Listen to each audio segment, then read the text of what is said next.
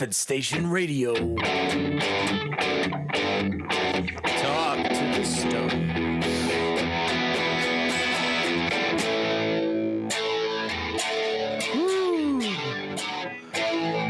Oh yeah, that's producer Jim on the guitar. We got Michelangelo drawing up a masterpiece. And it is I, MCJC, helming the ship tonight. We're talking Hulk Hogan. The Netflix documentary that shook the world. Everyone stopped. I think this was probably the biggest cultural event in my lifetime, easily. Anything that can bring together and interview both Herzog and Trump. Dude, the polls they got for this are crazy. I was just gonna say, there's sort of like there's like man makes fire. They build the Great Wall of China. The atom bomb drops. We go on the moon, and then the Hulk Hogan documentary, the 4-part Netflix extraordinarily bloated Hulk Hogan documentary releases to the masses. We're going to talk about it, but I think really we're going to talk about reality and how people make it. Because that's what the Hulkster's all about. Sure. Since we were talking about some of the pulls that they got for this, I did think it was kind of weird. Don't know if y'all noticed each time The Rock, it was a voiceover. It was the only voice, never on screen. What do you think's with that? I don't know. So they interviewed a lot of people for this documentary, and what is the name of the documentary? What is it? It's Hulk Hogan, Real American. Yes. Oh, here we go. I think we can all agree that without a doubt, absolute American, like to the core. Truly. Yes. Yeah. Mm-hmm. And I figured with The Rock it was some sort of contract issue, they didn't want to pay him to have his like image on there or something. Yeah, I would imagine. I mean, it's amazing. They had Donald Trump, the president of the United States, while in office. While in office, like literally, they interviewed him in the Oval. Like, well, over there is where the nuclear football is, and let's talk about the Hulkster. Incredible moment, and even Trump famously did a mannerism to mock a disabled person. He's done all sorts of characterizations of people that are very unkind. But when the interviewer asked him to recreate Hulk Hogan's finger wave, he even deferred to the greatness of Hulk Hogan. Right. And that I think you've got enough. Coming from him, I feel like that was maybe the greatest demonstration in the of the documentary itself and its production that demonstrated just how untouchable and unequaled. Yeah. I like that. I really like the honor there is in that. And then also it's so iconic the way that Hulk Hogan does the no finger wave, and that it's just it's so larger than life, and he's dead. He's died. As of this recording. For now, he's dead. Sure. I mean, I think Hulk Hogan is immortal. They've always said that. Triple H said that at the ceremony. He referred to him as the immortal Hulk Hogan. I think there is an element to that is true. Yeah. So what's our best route into this? Let's crack her open. What's the best way in? I tried to do it through the director, but when you look up the director, this guy is a carpenter. He is a hired hand. He's not really directed anything of note. He directs stuff like this, basically. He's and which is, good for him. Yeah. But If we want to start on the production side, like I felt like as a documentary filmed for the purpose of entertainment, it was extremely successful. I thought it was well produced. I thought that the soundtrack kicked ass, as it needed to, and I thought they did a really effective way of, when talking about things that are controversial, somehow like vanilla painting them in a way that they were both not deceptive or dishonest, but were very palatable. And he came off, I found him to be very relatable, and it's always interesting to see someone who portrays a larger than life persona when they're not in character. And I think the documentary did a good job of presenting that without really letting us know who he was. I think he expressed a lot of self-awareness, at least at the point in time he was interviewed in 2025? I think so. Yeah, I think he seemed to have a lot of self-awareness and reflective awareness. But again, it felt a little, and I think it was intentional for the sake of making something that would be better received. I think it was presented in a way that kind of didn't gloss over, but mitigated some of the things that some people really don't like about him. Not saying that's good or bad. I just felt there was a little well done, documentary craft in telling the truth, but also making you not feel as bad about it as you could have. That's an interesting point, the way that they were able to look directly in the face some very, at the time, very controversial stuff. And then it wasn't very apologetic, or it just kind of like captured, there were some reactions and we're moving on. Famously, I mean, it's outrageous. Some Bubba the Love Sponge, Sure, the shock jock radio guy from Florida, the loser, king loser of Shit Mountain. He surreptitiously filmed his friend banging his own wife. Bubba the Love Sponge was his wife. Cool. Yeah. Well, I think he let him. It was like a. Oh yeah. I think he let him, but I don't think that Hulk Hogan was aware it was filmed. Yeah. Right. That was the uncool part. Yeah. Yeah, letting him bang his wife, hella cool. Right. Very cool. But yeah, it like that is cool right up until you find out, but it's to get blackmail on you, and then or I don't know, for whatever reason it was filmed, and then he said the N-word on it, and man, it's like it was a different time, and like you can't be on camera saying the N-word in 2015 or whatever. It's like you can't come back from that Sure. back then. But nowadays a different story. Well, I just mean like now people are so just like, oh, okay, we've like done that. The trip of getting all anger, hackles up and stuff, that the trip's over. Like people are just kind of, it's not thrilling anymore. But Hulk Hogan, it's like it's so annoying because it seems so unfair that is the way that you found out he said the N-word, was you had to watch. I mean, if anything, the bigger crime is against Hulk Hogan, right? And I don't think it can be sex, dude. If someone did that to you, that's a horrifically violating.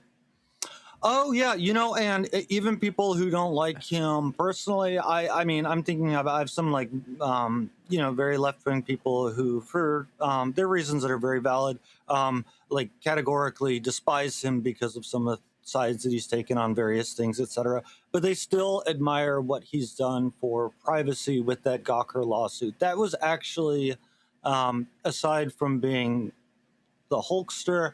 I think the most important thing that he did in his lifetime was he brought that lawsuit and he clean protections. And I was just, I was curious to see how hard it would be to find nowadays. I wouldn't have watched it, of course. It's not the kind of thing that we watch it. So I only found a 1 minute 49-second excerpt that included no X-rated footage. It was captioned in Russian, and it was on like some obscure website. It was on like page 14 of Google search. So, and Google moderates, and every search engine moderates their stuff. But it seemed like it did effectively remove it from the internet. And I do think that, the personal protection that was achieved in that lawsuit as precedent is a very good thing. Do you want to hear a really fucking weird wrinkle, though? That's going to, like, wrinkle you. Uh-oh. It's going to wrinkle you a little bit. Gawker outed Peter Thiel as gay in 2007. Okay. And Peter Thiel secretly funded Hulk Hogan's lawsuit against Gawker. Whoa. As, like, revenge. Yeah. Yeah. But, hey, man, I mean, to take oligarchies. Yeah. Right. Yeah, take the wins where you can. Take the wins where you can. That's a good lesson of Hulk Hogan. A guy, I think that a lot of people, when they think about pro wrestling, they're like, oh, you were like the top guy. Well, it doesn't matter because it's all fake. That is probably the single worst opinion any human being could have about any topic, bro, in human history.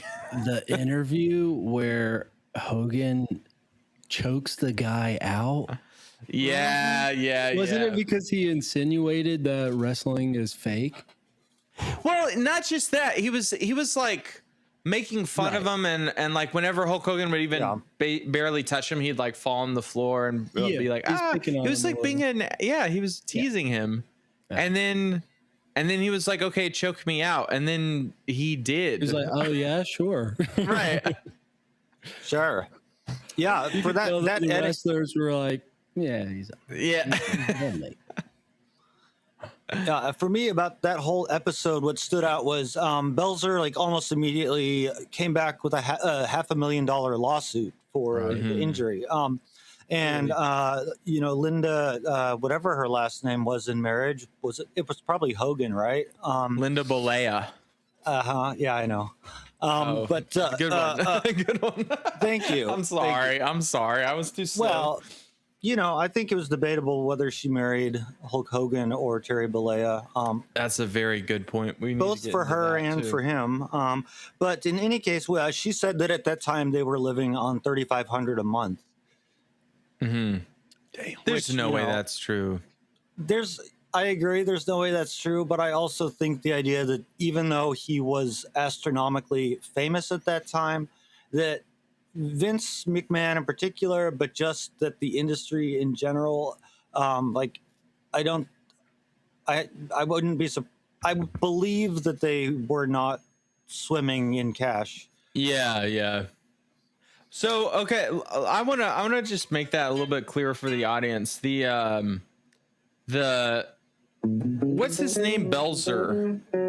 Yeah, I forget. He doesn't deserve a first name. Yeah, fuck that guy. He's the bad guy. He had a late night talk show, and to promote WrestleMania, Hulk Hogan goes on, and this guy is making fun of him, and gets choked out, and gets his ass choked out. Is wrestling fake? I don't know. Are you choked out? And then he fell on the floor and broke the back of his head open. When he stands, dude, it's crazy. Yeah, because he is out cold forever. Yeah, and then there's blood all over the back of his jacket. Yeah, 8 stitches. But yeah, he got it. Like Hulk kind of slaps him on his face and like, puts on a show about waking him up and janking him up to his feet. And he immediately looks at the camera and says something about, and here comes a message from who. Yeah. And he's just like totally zonked. They rush him to the hospital. Yeah. And then he slaps a lawsuit on him right after. Mm-hmm. I felt like watching it that they, everyone kind of was like, oh shit. He's all right. Yeah, let's go. Okay, and we're going. Like even Hulk Hogan, they both kind of seem like it's taking a little bit longer than it should. Yeah, Mr. T off camera saying like he's just sleeping. He's just sleeping. And he did smack his head on the ground. I mean, and it's a sound stage. It's like it's hard floor. Yeah. Yeah, and Hulk even says that I'm not going to do whatever because the floor here is kind of hard and I don't want to hurt you. Right. Yeah. To which Belzer replies, "Well, I don't want you to get hurt either," or something. Yeah. It's a horrible situation. It's one of these funny situations in pro wrestling where it's like, that era where it was still the business was still so protected compared to today, and but those guys, it's like that's their livelihood. For sure. And it's their world, and to like be so disrespectful, and then you're inviting them on, and to be disrespectful like that seems so mean. It doesn't seem kind at all. Yeah, it also seems kind of stupid considering wrestling is a physical contact sport or entertainment, and these dudes are fucking giant, bro. Right, yeah. Like, you talk shit, but maybe check who you're talking shit to. The guy is fucking massive. Right. Didn't they say at one point he was like 350? Yeah. I mean, who knows what his actual weight was, but he's enormous. He's 6'5". Yeah, something like that. 6'7". He's like build 6'7" to 6'8", but the counts suggest that he's more like 6'5". That's a big old boy, dude. Boy. And I thought that's one thing I was a little surprised with in the documentary is almost not at all did they discuss what exceptional, wild physical condition he kept himself in. Oh, for sure. They didn't, they alluded to it, but they didn't really talk about his training or his diet and or his athleticism. There were a few moments in comparison to other wrestlers. I'm thinking of like the Ultimate Warrior, for example, when they said like his skills just weren't up to snuff. He wasn't the athlete. He didn't know what to do. But maybe it's because it was a documentary and you saw a lot of his body the whole time. And it was like, really was something else. Yeah, I mean, he like, I don't know what the move was, but he picked up Andre the Giant. Body slam, heard around the world, WrestleMania 3. Bro, yeah, you got to have some force to do some shit like that. That dude was big too, man. Yeah. Obviously, yeah. Yeah, I did I forget who it was that said it in interview, said that every time Hulk told that story, Andre gained another 100 pounds. That's a funny thing. That's a funny thing about interviewing Hulk Hogan. He's such a notorious liar. You can, on YouTube, there's like 9-hour YouTube videos where it's just clips of him lying in ways that are easily provable. Right. But the thing is like, I think lying is a bad frame. It's like he's not lying. He's Hulk Hogan. It's like you're talking to a cartoon. It's like, why are you trying to, Andre the Giant was 3,000 pounds and 15 feet high. I mean, yeah, of course. Right. Yeah, and you know, he was unbeatable in the WWE, and no one had body slammed him in the WWE, which isn't even true because Hogan did in 1980. It just wasn't video recorded. Right. Yeah. But, you know, so, and how much of that is because Andre the Giant, probably from the estimates I read, weighed about 500 pounds at that time. And how much of it was that they kept that part of his story in the like magnificent entertainment world that is professional wrestling. You know, they built up that mythology about him. But you know, as far as like going back to, I was thinking back to I was kind of wanting to switch gears back to the very beginning because I thought there were two things in particular that in his very like early story that were pretty telling. The two things that were new to me that I thought kind of set the stage for what kind of American this is, and I mean that in like maximizing what America is, especially what it was at that time. You know, I didn't realize that he got kicked out of his parents' house because he wanted to be a rock musician. I thought that was badass. I bet that touched close to home, Jim. Yeah, Producer it did. Jim, the rock musician himself. You know, and people said that like the music was good, the band was good, but like he was just such a physical presence on stage that he was the show, which I certainly believe. But then, can you imagine being like a teenage rock band and there's Hulk Hogan playing guitar, or bass or whatever? That's so funny. Yeah. So that one maybe not as telling. I just thought that was a cool tidbit and speaks to like the, you know, kind of young boomer, like badass, following his dreams sort of, you know, mentality that he had as a young man, which I think rocks. You know, a little Easy Rider sort of vibes going on, whatever. But then he loved professional wrestling, went to a bunch of matches, thought it was the coolest thing ever. Loved the personalities, the drama, the athleticism, and everything. But he said he thought he could never do it because it looked brutal and everyone looked so beat up who was doing it. And he thought he just couldn't take it in terms of like the physical fighting. But he was sitting up front at a match. And do either of you remember whose match it was? I was trying to remember that. That's not on my notes. I don't. Was it? They claimed it was Dusty Rhodes, but that was his biggest idol. But I think this was a match with different people. Yeah. Okay. Yeah. But in any case, he was close enough that he saw in during a match, he read the lips of one of the wrestlers to the other. That's right. And one of them said, "Hit me," and then the guy did, and then he repeated, do it again," and he did it again. And Hulk said that moment when he realized that it was like a collaborative performance, he was no longer afraid of the like physical fighting, getting beat up aspect of it, and realized that it was something that he could do. And by golly, he did it. When he took training, when he got a kind of a big head in training early on, his trainers broke his leg. He had to recover from a leg fracture. That didn't stop him. He went back to training and really, worked the circuit and did it the old-fashioned by your bootstraps kind of way. Figured out like the ins that existed and made his way to the very, very top.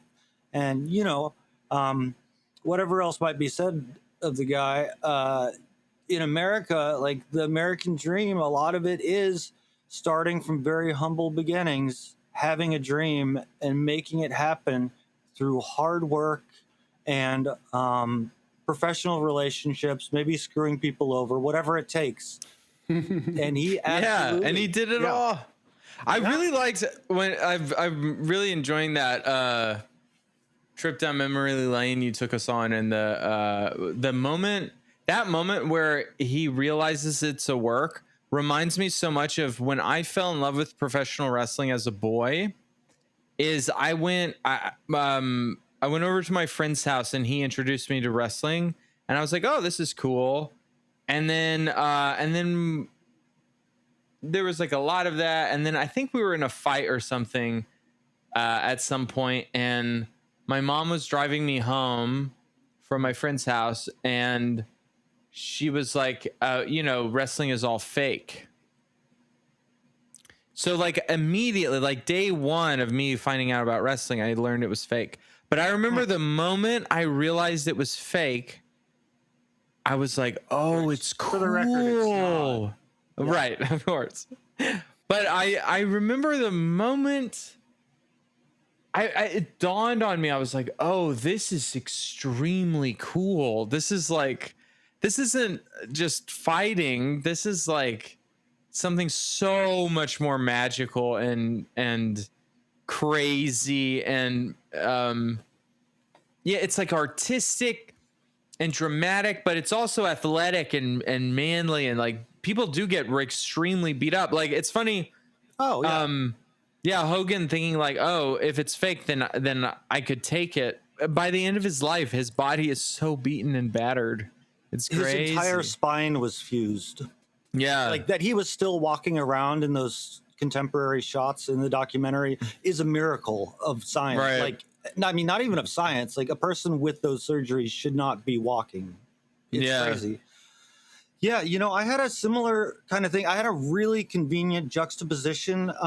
Like my first exposure to wrestling was through a family friend. My mom worked with some guy, and he had a kid that was like 2 or 3 years older than my brother and me. We were in like 5th grade. I hadn't really I'd heard of it, but never seen it. And we started watching some wrestling at his house. And pretty early on, he was told us like, oh yeah, it's all fake and blah, blah, blah. And he was kind of like, like kids do, it doesn't matter. But then like within the first month of watching wrestling, I saw the Undertaker Mick Foley cage match. And I'm like, yeah, I guess elements of this are fake. Like you can't say that it's fake, but you don't. You can't fake that. Right. Like this is right. real. It's like it's so real. It's like this is shit that would be done in a movie. Like this is but it's so fucking real. It's like Oh yeah, and there was one shot because they showed dozens, if not over 100, of his leg drops throughout the documentary, which for so basic and like, I don't know, I'm not finding the phrase I want, but for such an essential basic move, for that to be his finisher was kind of an interesting choice. But there was one shot that was in slow motion, and it was kind of from below, where you could see how he landed on his butt with his leg cocked up over the face to not injure the guy. And for him to just blast his coccyx to pieces, like decades of doing that, and not like break someone's, I mean, maybe he did break someone's nose here and there, but, to keep up the professionalism of not landing with his weight on their face, like just aside from any like ethics or professional perspectives or whatever, just the physical athleticism of landing that way consistently for that long with a body that's been landing that way consistently for so long is just like, it's absurd. Yeah. Oh yeah. And I love the camaraderie there too. Bret Hart, who hates Hulk Hogan now, one thing he always brags about is he never injured anybody. And like that's such a cool thing that like in pro wrestling, it's not like people don't get hurt, but it's a point of pride that you don't hurt each other. There's something to that, man. I don't know. There's something really cool about that. But that it looks like you hurt them like crazy. That's the cool part. Oh yeah, you can't do 300 leg drops a year that look fake without people getting tired of it. Yeah, right. I'm curious what Michael thinks. Well, just to what y'all are saying, it is kind of like it adds a layer of respect in what they do. It's like you have to be skilled at obviously moving your body and making it look real whenever you're acting like you're hitting someone, but you have to also not hurt them. So it's like another layer of skill that they have to have. Which, yeah, it is kind of crazy. As someone who doesn't particularly like wrestling and never did, it is pretty wild, though, whenever you hear people kind of throw it out the window just by it's fake thing. I mean, it's like, well, yeah, maybe it is fake, but going to a ballet, you know, that shit it's essentially the same thing. It's just a totally different genre of it, and what they're doing with their bodies, you know.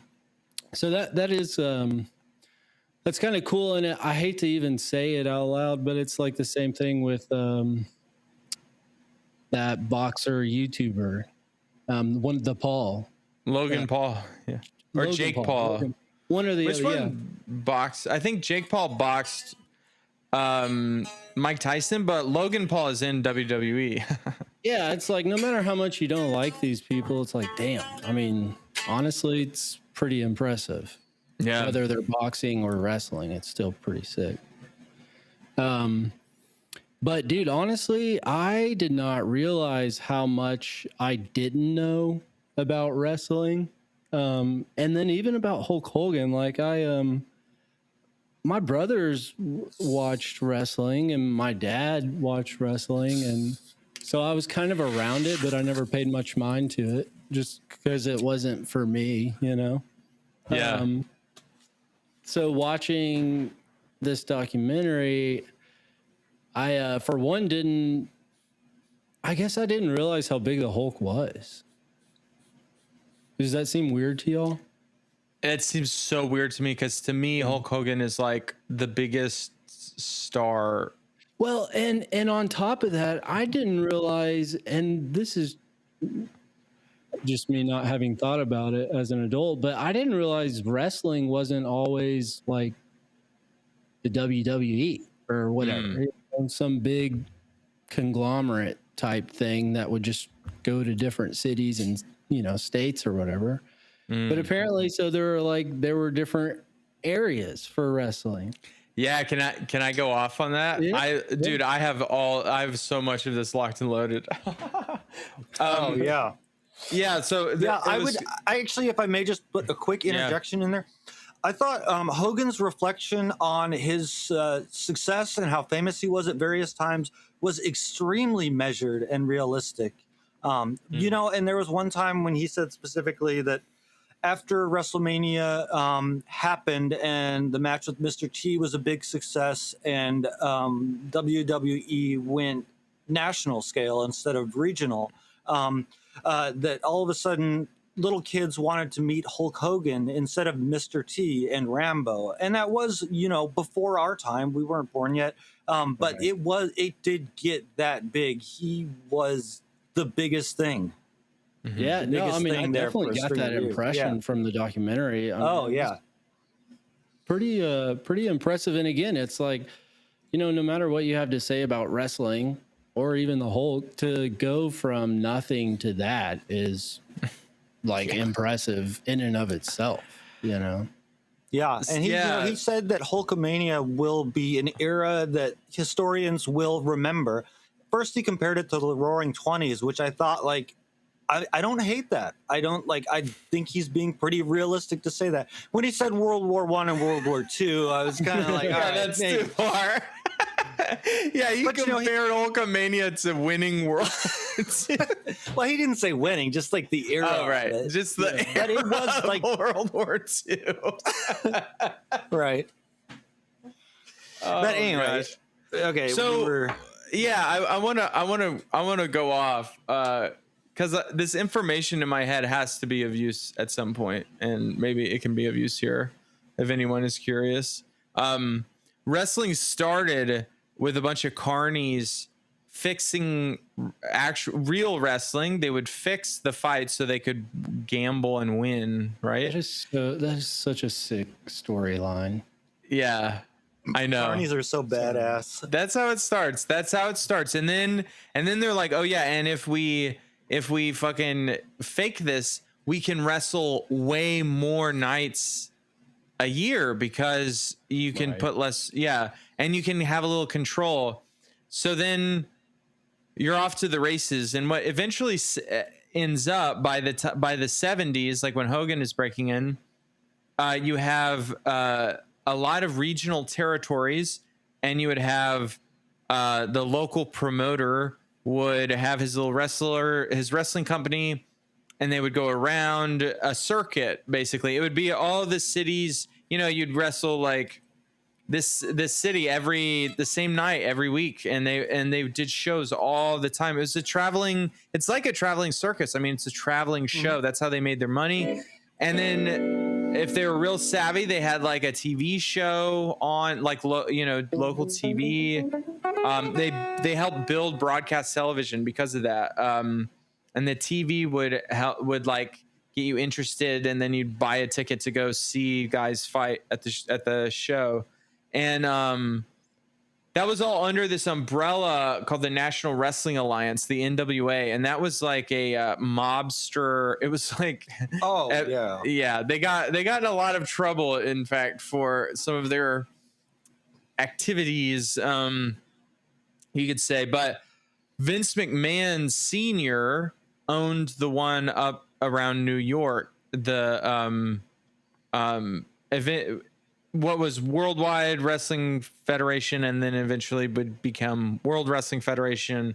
Nowadays it's WWE, World Wrestling Entertainment. But it was his son. His son was like, he could see this like bigger vision. So like when it was just traveling in these little kingdoms, and then wrestlers you'd have like a world champion who would go to all the different territories. And then you could swap out guys. So when guys got stale, you could just move them to a different territory, and they were new again. The audience hadn't seen them. So there was a lot of like reusing material and stuff.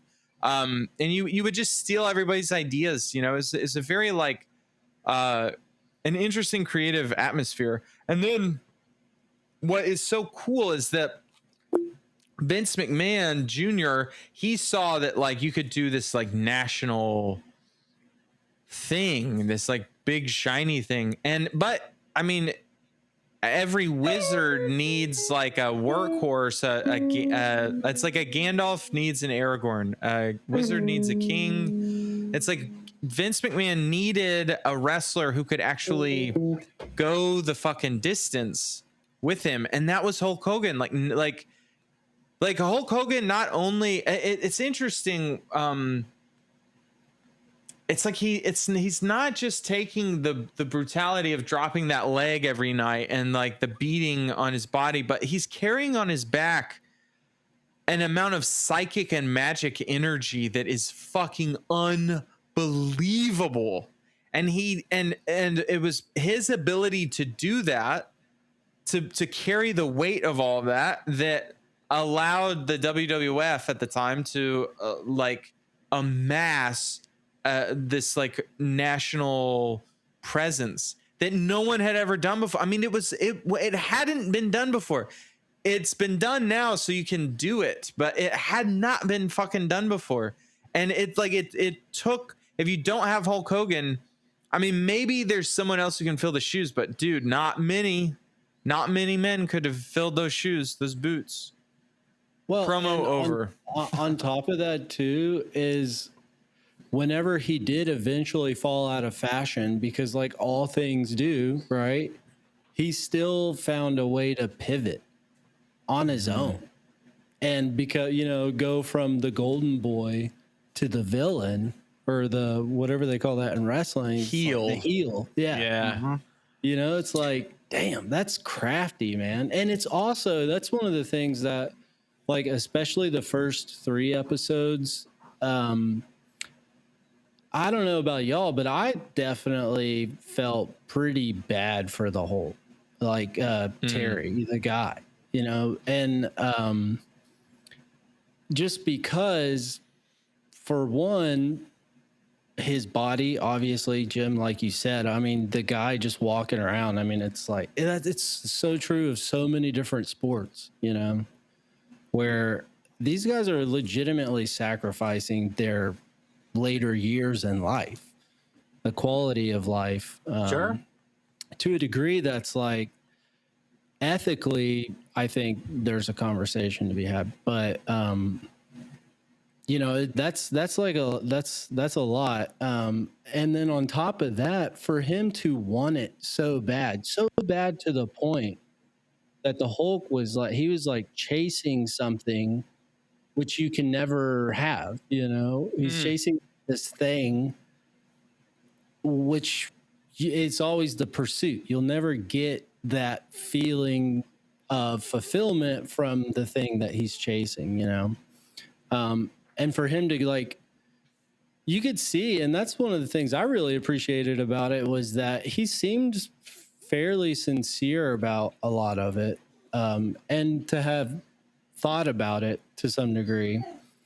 But so you got his body shit. You've got the rift that it was causing between him and his family, But then on top of all of that, to also have, it kind of all stripped away whenever you're like, you're not as popular anymore. And just like entertainment stuff, if you're not popular, see ya. You got to go. We got to make money, and for him to go from such stardom to, struggling to deal with people booing him, and then to pivot from all that, it's like, damn, that's pretty crafty. But yeah, I mean, in general, I watching it just felt bad for him,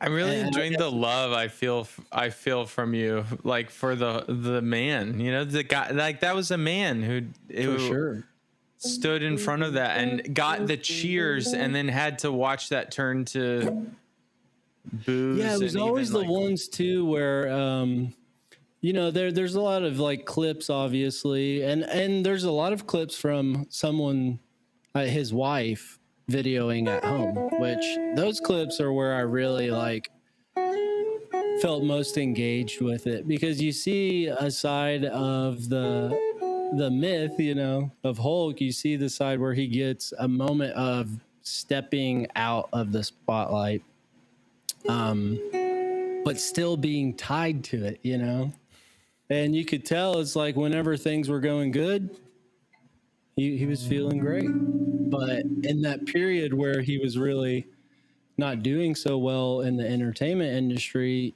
I mean, seeing him at home is just kind of crushing to a degree, because you could just tell it's not just him that's being affected by it, it's his whole family too. Yeah. That's such a man thing, isn't it? It's like it's I thought something that really surprised me, that I felt like provided a lot of unexpected, or provided some insight into something that I very much would not have expected, was when he and Linda got a divorce, he gave her 70%. Like, I don't know if he wrote that offer, but he made it seem like he didn't put up a fight. He just wanted it to be done, didn't want to have anything to do with it. So like that to me, and at that point he had a sizable amount of wealth, the money wasn't really that big a deal to him. And he said that at a few different times, where it's like, yeah, there was the money, but money isn't everything. And, I think that he was absolutely addicted to the character, and he had, I think, really normal and healthy recollection of the adoration from stadiums of tens of thousands of people, made it out like it was the biggest high. And someone that was interviewed, I forget who, said the same thing, said it was the biggest high, that they'd done everything, and it was better.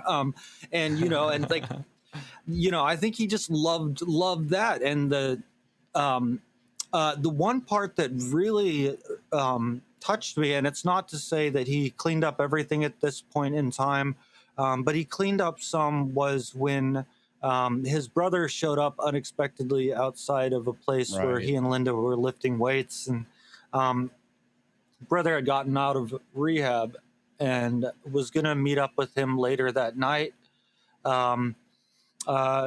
Hulk gave him some money because he said he needed it, and he expected to meet up with his brother later that night and kind of take care of him after getting out of rehab. But instead, he called back a number that had called and was informed that his brother had died from a drug overdose, and like that amount of guilt. And I don't know to what extent it was crafted narrative for the documentary, and how much was actually like the chain of events. But after that, they went into the stuff he did, particularly with Make a Wish, but having disabled, sick kids at the matches, and showed a bunch of footage of him interacting with the kids. And he talked about how at that point in his career, he realized that whether he liked it or not, he was influential, and that he had I don't think he really said it outright, but he was kind of dancing around the idea that he realized he had a lot of responsibility, and that he might as well use his influence and his fame for some good, and seemed to start doing that. Whereas he did explicitly contrast it to, up until that point, that they were just living the fast lane and the high life, and that gave him some perspective.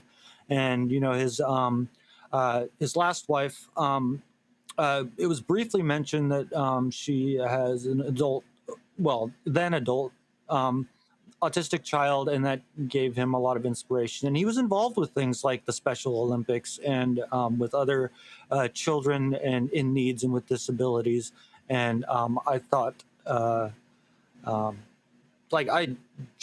to be honest, I actually teared up when it started showing the footage of the Make-A-Wish kids and stuff, and him shaking their hands, and some adults too with disabilities that he was out meeting as well.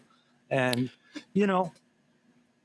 people are complex. We have a lot of sides to us. People that have extremely public images, their personal lives can be all over the map, and I think in more cases than not, their personal lives have great things about them and really shitty things about them. But to have such a public image, and then choose to use that public image to do some good with the influence that you have, whether you asked for it or not, is really commendable. And I did really admire that aspect of the story. Yeah, Jim, I think he explicitly, when he was talking about that, said that he realized he was a role model, whether he wanted to be or not, And so I think the framing of a role model, that is like accepting responsibility as being this person who people look up to, which is, again, it's kind of like one of those things where sometimes you'll hear athletes who have the people have the impression that they're often like jocks or something, meatheads, I mean, listen, I would have had that impression about the Hulk before having watched this, as someone who, hasn't seen interviews and stuff with him before. So to hear him say that's like, okay, that's a big hurdle to get over for sure. But yeah, even watching him, as being someone who's been around kids as an educator for a little bit, seeing him engage with those kids, I had a lot of respect for him, because as a man, you interact with kids, I think, differently than women or even a young man. They see you different, and just some of the stuff he was saying, man, it like legitimately warmed my heart. He's I don't know, going to these kids who are obviously sick and dealing with all sorts of stuff, and being like, yeah, are you going to be good or whatever? If you don't, I'll come back and body slam you. And like the kid laughs, it's like, to some people I can understand how that might sound like, dude, that's a kid who's sick. But for that kid, that's like, them being talked to like anyone else that the Hulk would talk to. That's sick, I just thought there was a lot to cherish about those interactions, and us being able to see them. It's pretty cool. Agreed. And what's so crazy is it's the Hulk, man. I had a couple of things to add to that, and one was like, there are a lot of famous people and like kind of athletes in particular come to mind, but a lot of different famous people will end up doing like interactions like that with people and going through the motions. Oh, for sure. But he seemed really engaged. He seemed to genuinely enjoy interacting with these people. And then there was a clip. It seemed like the context was that it was in an interview and not in interaction with the kids. But he said, I just wish they had what I have, which is a healthy body. And I felt like he was being entirely empathetic and sincere. Totally. Yeah, totally. Yeah, it was like even in that, he already understood, at least this is what I was taking from it, that he already understood how significant his body is, you know. It's crazy and it sounds stupid, but I think a lot of people legitimately don't appreciate a healthy, abled body, you know, and to have that and then to be around these kids who don't, you know, it's like, I just feel like there's a lot of wisdom in that coming from his own personal experience of what it means to have an able body, a healthy body, you know?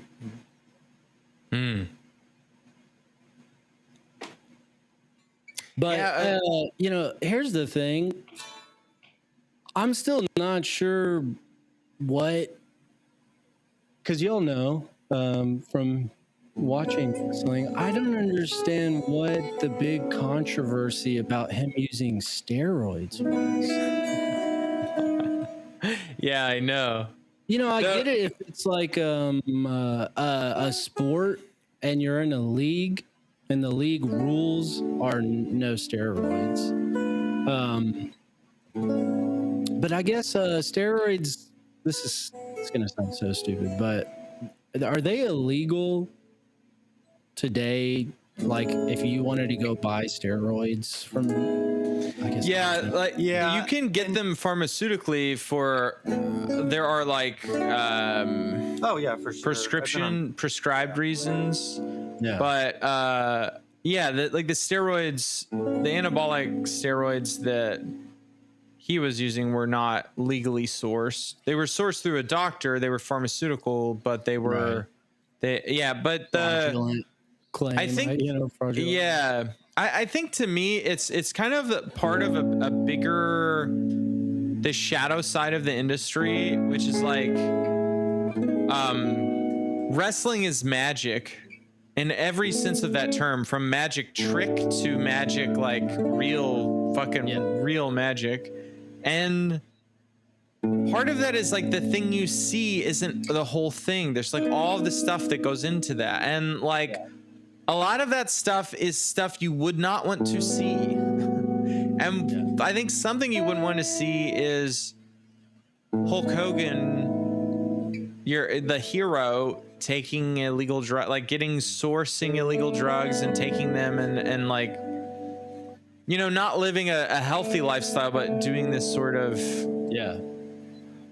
But it's like, but look at Hulk Hogan. Like that's not a real. I know, that requires steroids. That's where I was coming from when I was like, they were that part of the episode where it was like, can you believe it? You know, like totally, yes. Who doesn't believe? These guys are juicing. You know, it's like, duh. What the fuck?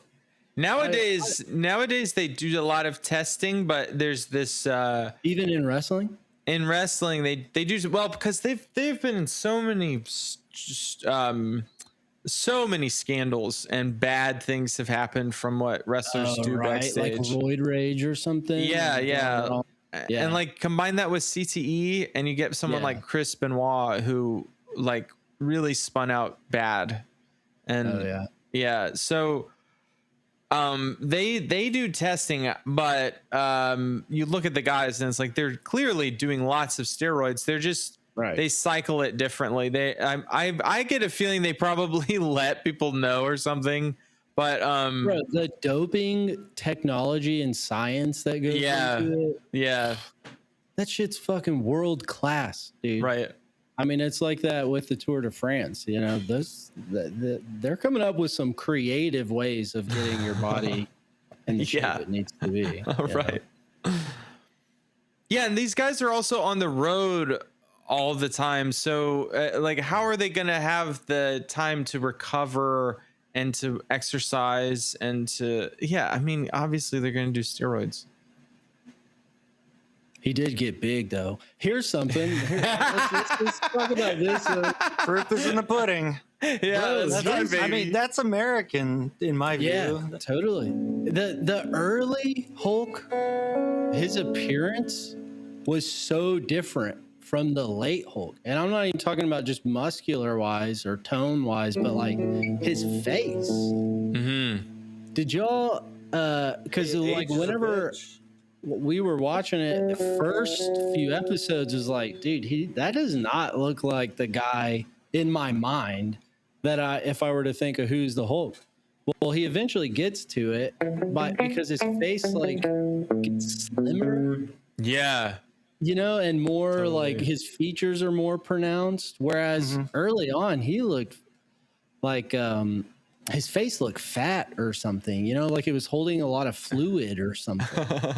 Yeah, and he, dude, my favorite thing when he's Hollywood Hulk Hogan during his biggest heel run in WCW during the 90s, he has the handlebar mustache, which is bleached the fuck blonde. It is icy white, and that's the handlebar mustache. And then he grows out scruff for the rest of it, but it's dyed like charcoal black. Charcoal black. Yeah, It's that's such a good look. awesome, dude. Oh, we were talking about it, you know. Girlfriend, she was like, "What's with that?" You know, it's like, well, it really goes with his shift, his change. You know, Yeah. Hulk, Yeah. but It it's looks the cool. bad Hulk. You know, Bad Hulk. it worked for me. I thought. Oh, It worked yeah. really well.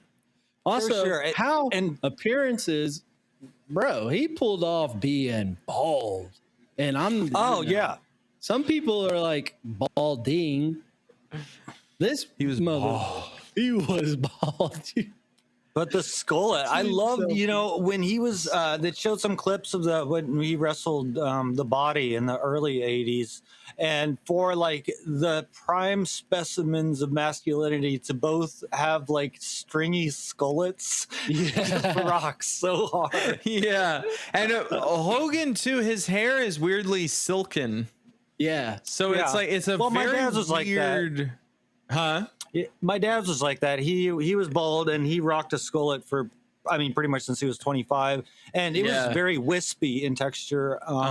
It was, you know, thinner than, it was extremely thin and wispy hair. It was really quite lovely. In the last like 20 years of his life, he only trimmed it like 3 times because it just grew so slowly too.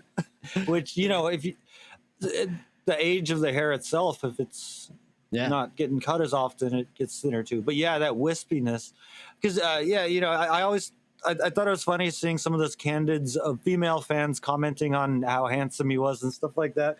It was like, Yeah. my friend, my sister in Christ, like he can be extremely sexy, he can be extremely desirable, he can be like the platonic ideal of the alpha male. But handsome, he is not. He's not handsome. I think that that rocks even more. Yeah. Yeah, right. There's like a thing that we lost in our culture. I think nowadays people have gotten too hot. Yeah, I think we are living at a peak hot era, and it's great. I mean, we love to see all these hotties, but it's Jason like Trudeau, or what's his name? Trudeau. His name's not Jason. Is his name Justin? Jason? Justin. Imagine casting your vote for al-Assad. someone named Jason. Yeah. That's so funny to go with world leaders. I mean, even the wrestlers are hotter now. Oh yeah, we starting were- with The Rock. we were, That was kind of when I we lost it were because we had watching- Mick Foley and Sorry. The Undertaker and Kane and all these like Yeah, Stone Goldberg. Cold even isn't. yeah. good looking. And then The Rock came along. It's like, oh, so now they're hot too. Yeah. I don't buy it. I don't believe it. Yeah, no, we were watching Euphoria because they've got a new season or something, which I've grown to hate that show. But it's like Euphoria is a perfect example of how no one's life is that attractive as far as the people that are in it. And it's as a viewer, it's often distracting. But then at the same because time, I gotta go jack off. no, it's like to me, it robs it of sincerity. It's too manufactured. It's like a movie that has too much CGI or something in it. It's just Totally. It is to some extent these days. Those people aren't that hot. That's something to keep in mind too. Those actors are not as hot as they appear in the show. Sure. Yeah, sure. No, that's a good point. But heads of state, pretty darn close. I think there is something to that where the reality of someone who's not. There's a lot of ways to be attracted. I think the big thing that we are attracted to is when someone is really in alignment with what they were sent here to do. So it's like Hulk Hogan isn't handsome, but he's attractive because it's like that guy found the fucking thing he was meant to do. Yeah, oh yeah, and you meet fucking people, baristas like that. You're like, dude, you are rocking this job right now. Like you are in the zone. And it's like people when they find their thing and they're just like really unified, it's glorious, but it's not always pretty and hot or like, yeah, it's a different thing. Yeah. Industry. Hulk Hogan's one of those where it's like, for what he was, I don't think he could have looked better. And in his case, I think there were other things he could have done and looked as good. But like I think about people like Angus Young. Height is vastly overhyped for men, but just like 5'2" troll-looking guy that cruises around, like he wouldn't have looked as good doing anything else, and he wouldn't have rocked as hard if he looked any different.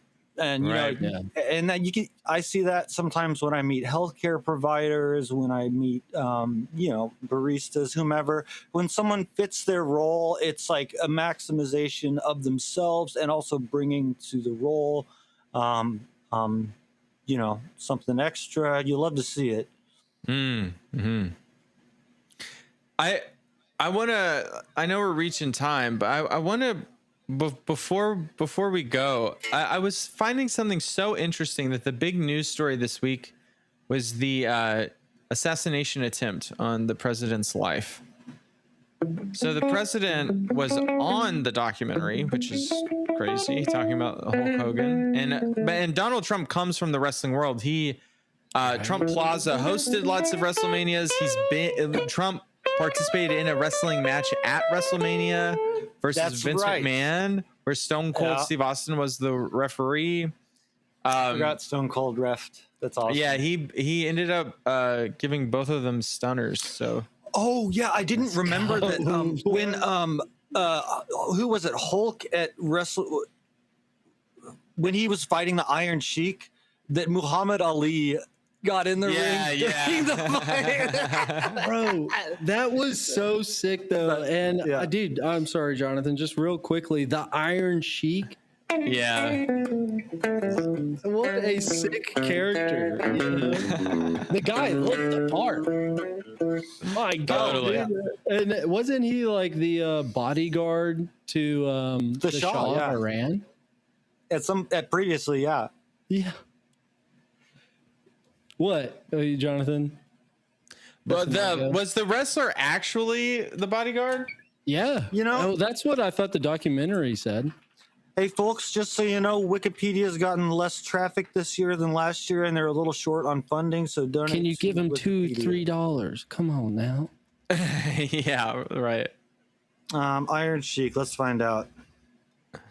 Oh, I don't know. I don't think it's actually that's a gimmick. That's a gimmick. Really? That's the thing about wrestling, dude. They're always from Iran. Lies. That's you don't know. You don't trust. It's different from a lie. Don't say that. Early career. Right. That's true. It's not a lie. It's like this. It's like it's more like a a wizard sort of like entrancing you into. I can check the references, but in early life, he served in the Imperial Iranian Army and worked as personal bodyguard for Shah Mohammad Reza Pahlavi and his family for several years. The Iron Sheik did? Yeah, according to Wikipedia. Wow, Michael cool. Was right. Let's see. Michael was what the right. source I'll is. just edit that out. To the Yeah, but you know, edit but, all that out. But for, I mean, whether that was his actual factual background or not, for someone to be willing to be that character on stage is just so badass and a testament to the productive quality of these things.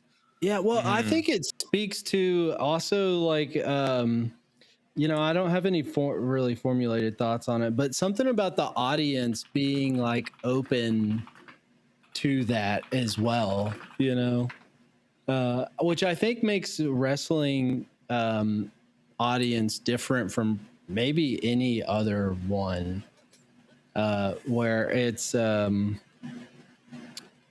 know, They I don't know. love Today to it hate seems like so that. well. Yeah. What'd you say, Jim? I said they love to hate and love through hate so well. Yeah, I know, right? Yeah, it's the love through hate part to me that's really fascinating. Because I feel like today, you know, doing sort of cliches can get you in hot water pretty quick. And I don't know if wrestling's changed in that regard, that, you know, you can do something like that. It's gone woke, folks. It's Has gone it woke. really? But I mean, you know, it's gone big winky, Sure, big wink woke. But yeah, it's not. They don't have the Iron Sheik anymore. I can tell you that. Yeah. But yes. But I think something that's very important though is like that part you say about where like wrestling fans love to hate a good heel. The art of that is called getting heat. Heat is what in like the behind the scenes terminology for that, like people really wanting to pay to see you get your ass kicked. That is the heel being able to get heat is like money. That is how people make fucking money, and it's all about making money. That's the thing about wrestling. So it's a business. They're trying to make money. So a heel that can do that, and a face that you believe in could beat him up, but you're not sure. You're not sure if it can happen. That's what makes a money. That's money right there. So we try to get that, and fucking Donald Trump understood that, and he got that like people wrestling. A lot of the stuff they tell you isn't true, but people put up with it, and people put up with storylines changing all the time. And like wrestling writing is really lazy often, and it'll be like things don't quite make sense, but it's like people want to squint and help you get them to the heat zone. They want you to get them pissed off and riled off, and like they want to see someone get their ass kicked, and they want to get in that state, and Donald Trump, the politics of Donald Trump. Sure. If you fell in love with pro wrestling, nothing he does is mysterious. Nothing he does is crazy. And the assassination attempt recently is it's a work, folks. That's all I got to say. No, I don't disagree. But yeah, I mean, on terms like in wrestling, there were a few moments in the documentary when Hulk commented. I think one time he said that part of what's fun and exciting is that the audience writes the script. Yeah, right. There were a few instances where response was not as expected. Right. So that's something that it is interactive. I forget who it was that said it, that when they brought out Ultimate Warrior and he won the championship belt, that the story was not that Ultimate Warrior had won it, but instead that Hulk had lost it. Like if you are the story when you lose it, that's a testament to how well liked you are at that moment in time. And yeah, I think there's a lot there that can be, related to the way politics evolves and stuff like that. I'm a lot more interested in wrestling right now, but uh, uh, yeah, there were some moments when he expected. Which was the one when he came out and they just booed the hell out of him? What event was that?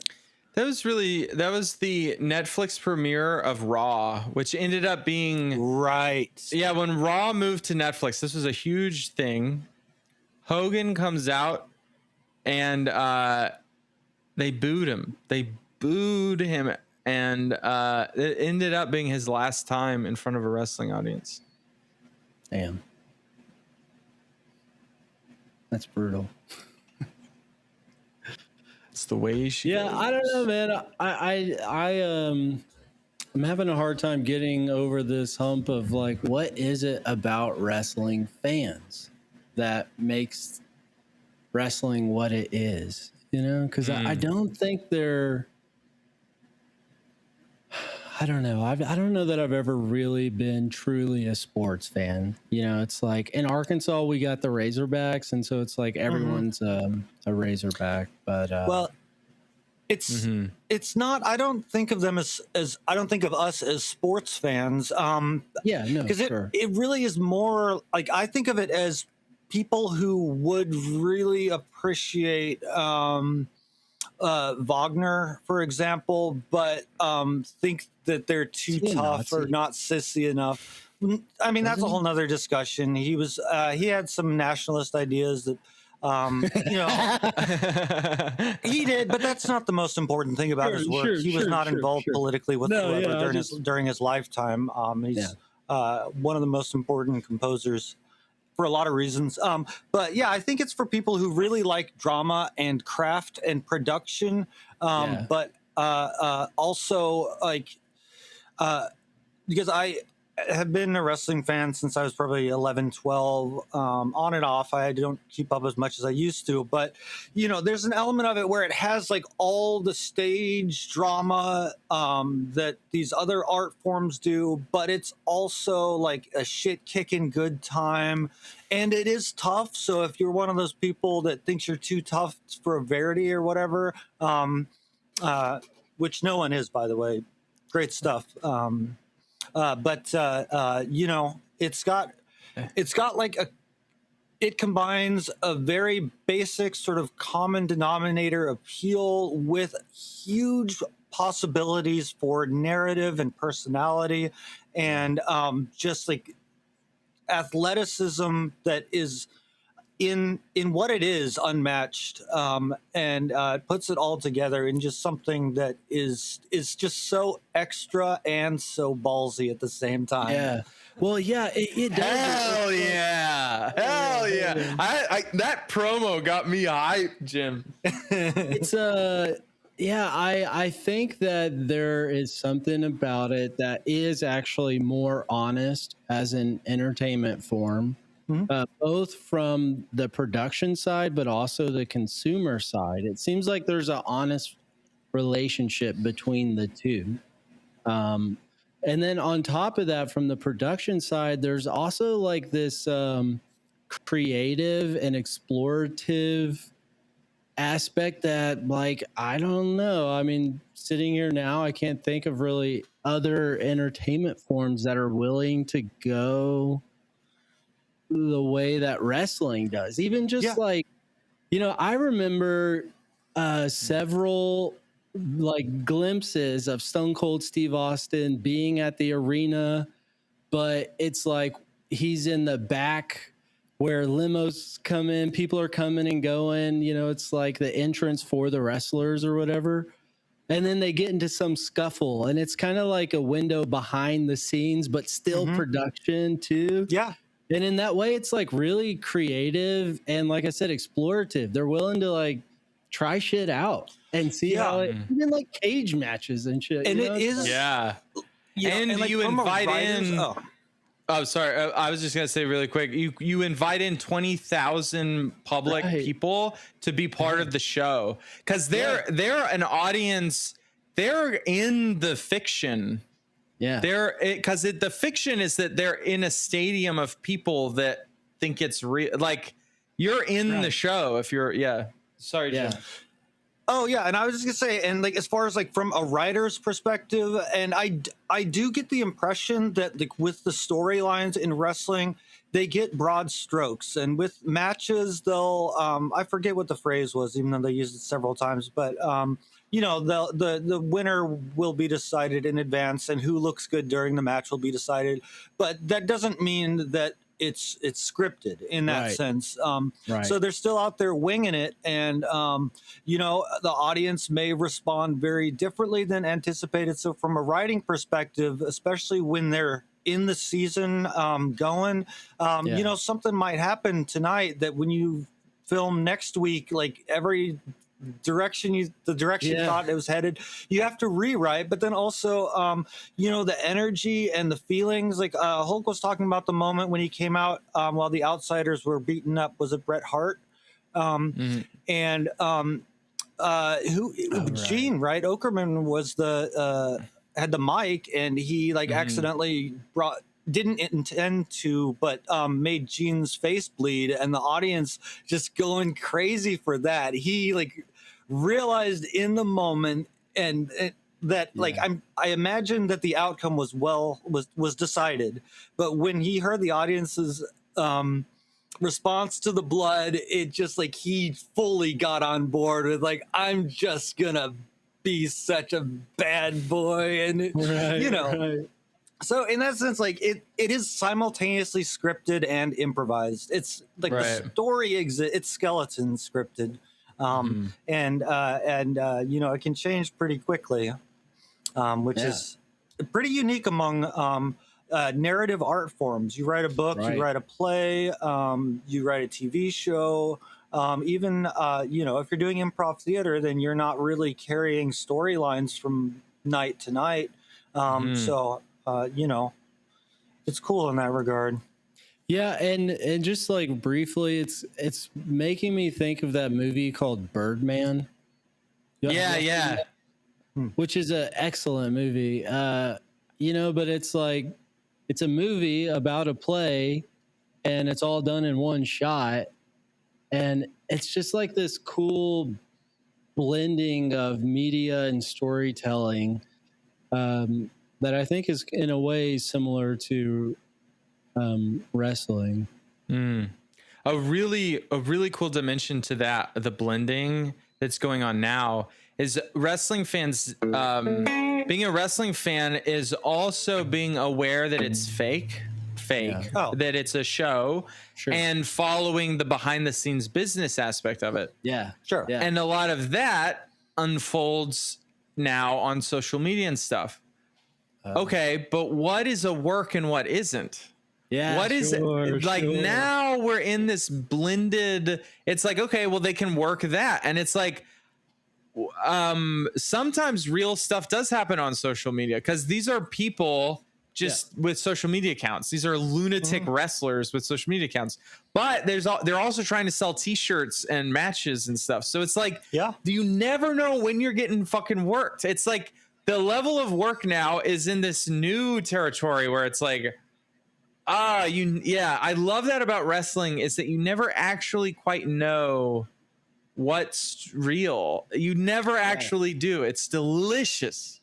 Yeah, I feel like when I found out that wrestling was fake to the extent that it is, you know, that outcomes are planned and things like that, it was like a dirty secret on the playground. Like, and people would argue with each other. So like, oh yeah, well that's all fake, and I would be like, no, it's not, it's real. And it's like, I feel like now my perspective is like, that's a moot point, and it's both an exceptional production and has very real elements. And you know, as you described, Jonathan, with the media landscape today, it's like it's blurred even more what is like deliberate marketing strategy versus is just like some unhinged you know, guy taking who knows what, all legally of course, you know. And it's like it doesn't matter, it's never mattered, it's just awesome.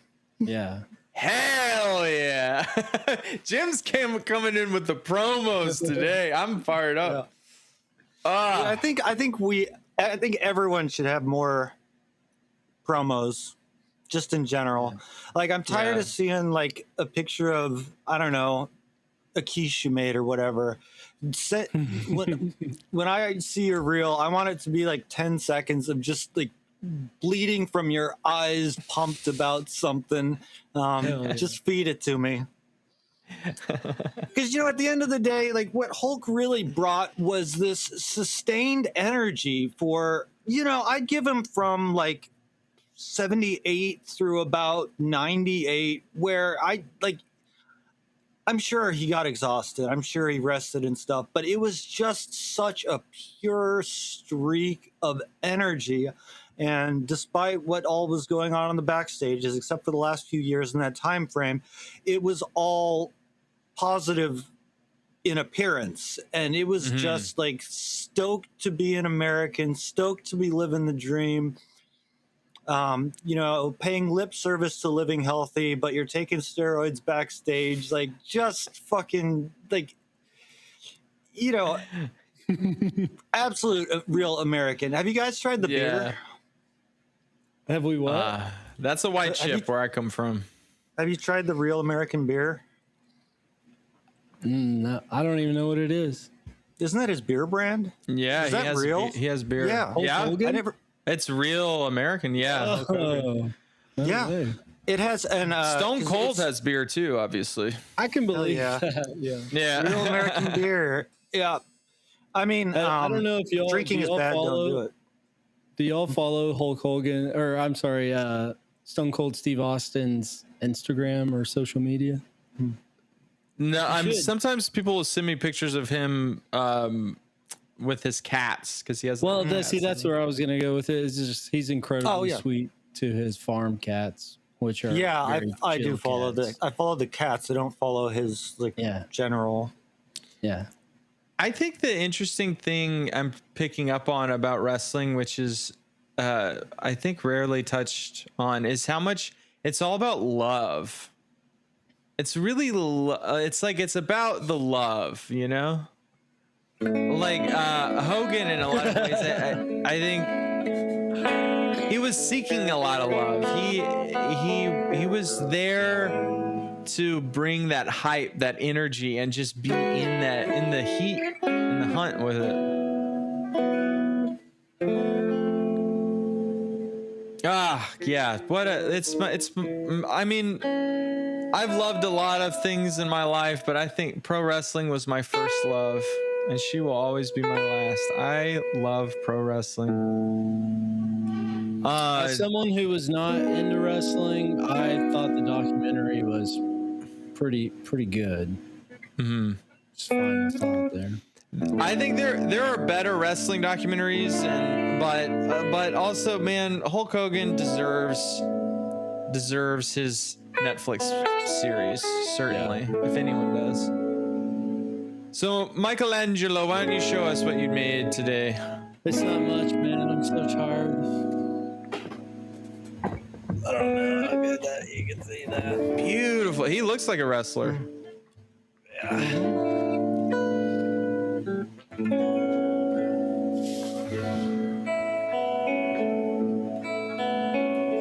It's producer Jim on the guitar. It's Michelangelo. It's me, MCJC Jonathan. Prophet Station Radio. The prophet speaks in all of us. That's right.